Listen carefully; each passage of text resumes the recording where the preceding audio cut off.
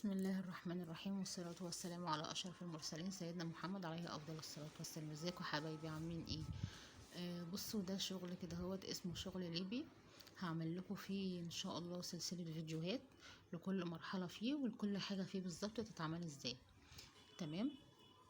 دي حاجة اسمها مرحلة اسمها السوستة او اللف او الاسماكي. تمام. بصوا، يعني ده يعتبر حتة كده هوت من نص الشغل مش من بدايته. انا هوريكم البداية بتاعته ازاي ان شاء الله والكلام ده كله. بصوا، انا بدخل الابرة كده هوت وبطلعها وبعدين بلف ده اسمه قطان او تحرير او خرج.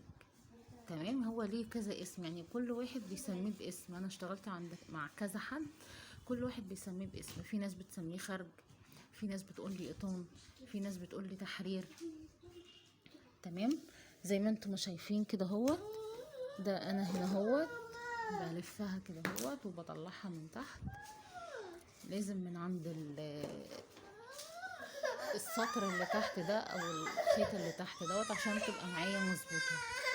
تمام.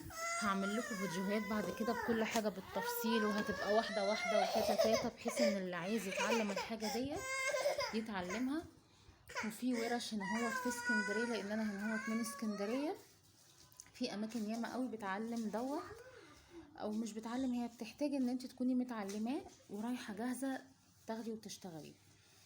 تمام. في اسكندريه هنا هو. لو انتوا عندكم في المحافظات مثلا في البحيره، في القليوبيه، في الشرقيه، في الحتت ديت، في القاهره، لو حد عنده كده هو شريط برضو ايه يعرف ويشتغل، على فكره هو مجزي جدا جدا جدا.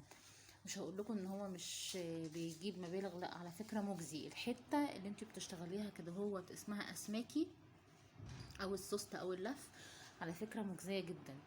يعني انت لو اشتغلتي حته في اليوم او حته ونص، حتتين، حلوه ليكي جدا.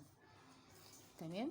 وزي ما قلت لكم انا هحاول ان انا اعمل لكم سلسله فيديوهات ليها للشغل دوت، لان كل حاجه ليها مرحله وكل شغل فيه ليه سعر.